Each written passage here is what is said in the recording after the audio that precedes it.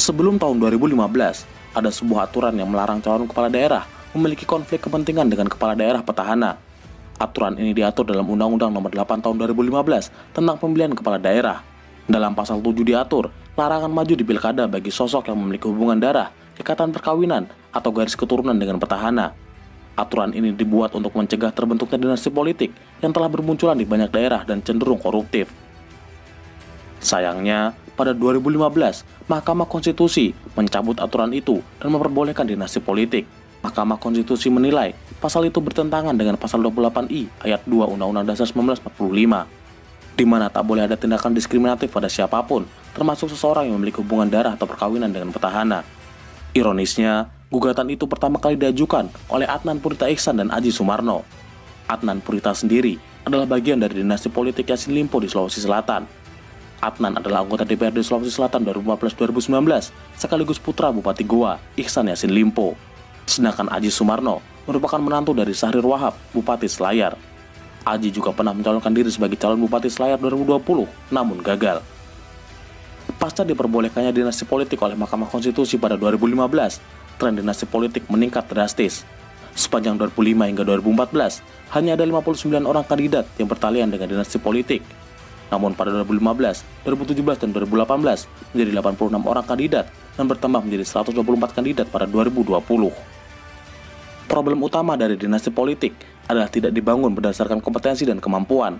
Berapa banyak dinasti politik yang dibangun hanya berdasarkan citra orang tua atau bermodal nama pendahulunya. Ada 3 jenis dinasti politik yang berkembang di Indonesia, yaitu regenerasi, lintas kamar, dan lintas daerah. Dinasti politik regenerasi adalah di mana satu keluarga memimpin sebuah daerah tanpa jeda. Contoh paling nyata adalah dinasti politik Kediri yang berlangsung selama hampir 20 tahun.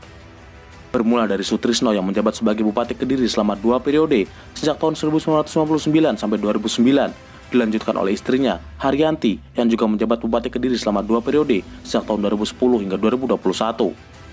Kasus yang sama juga terjadi di Probolinggo dengan Hasan Aminuddin dan istrinya, Puput Tantri Nasari, yang berkuasa selama 18 tahun. Model dinasti politik yang lain adalah politik lintas kamar atau cabang kekuasaan. Model ini terjadi ketika kursi eksekutif dan legislatif diduduki oleh kerabat dan keluarga. Contohnya adalah dinasti politik Muhyiddin di Kalimantan Selatan. Muhyiddin adalah wakil gubernur Kalsel 2021-2024. Anaknya, Karmila Muhyiddin, menjabat sebagai anggota DPRD Provinsi Kalimantan Selatan saat ini.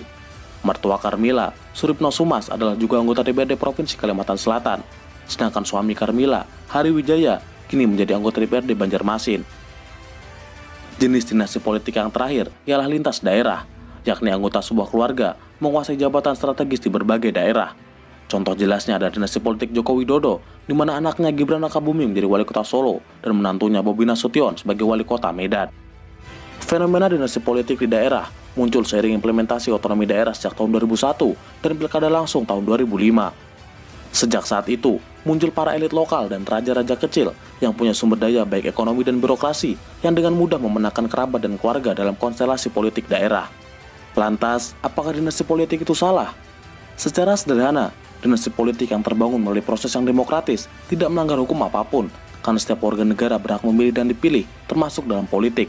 Tidak ada hukum yang akan menyalahkan anak gubernur menjadi bupati, atau anak presiden menjadi gubernur, selama mereka memang memenangkan suara rakyat. Tapi, ketika seorang keluarga dari pemimpin daerah atau pusat yang maju, maka ia akan mendapatkan fasilitas, peluang, dan dukungan yang lebih masif yang berpengaruh pada kemenangan. PDI Perjuangan akan menghadirkan sejumlah petinggi partai sebagai juru kampanye putra pertama Presiden Joko Widodo pada Pilkada Solo 2020, yaitu Gibran Rakabuming Raka yang berpasangan dengan Teguh Prakosa. Ketua Umum PDI Perjuangan Megawati Soekarno Putri dan Ketua DPP PDIP Puan Maharani ikut sebagai juru kampanye Gibran dan Teguh.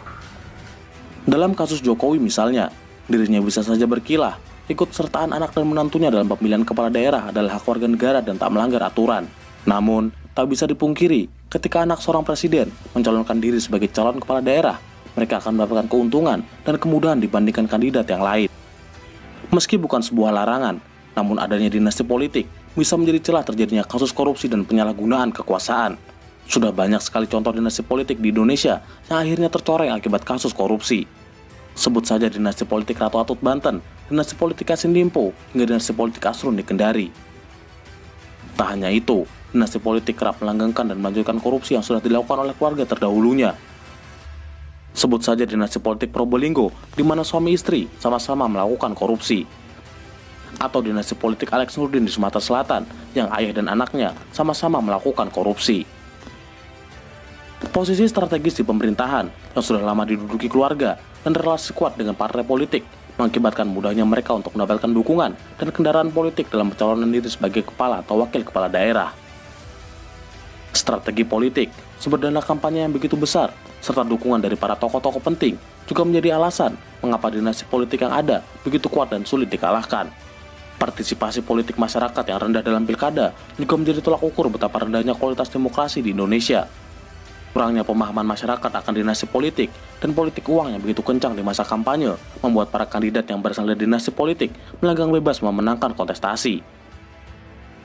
Maka, selama masyarakat hanya melihat citra dan bukan gagasan, dinasti politik akan terus muncul dan dilanggengkan.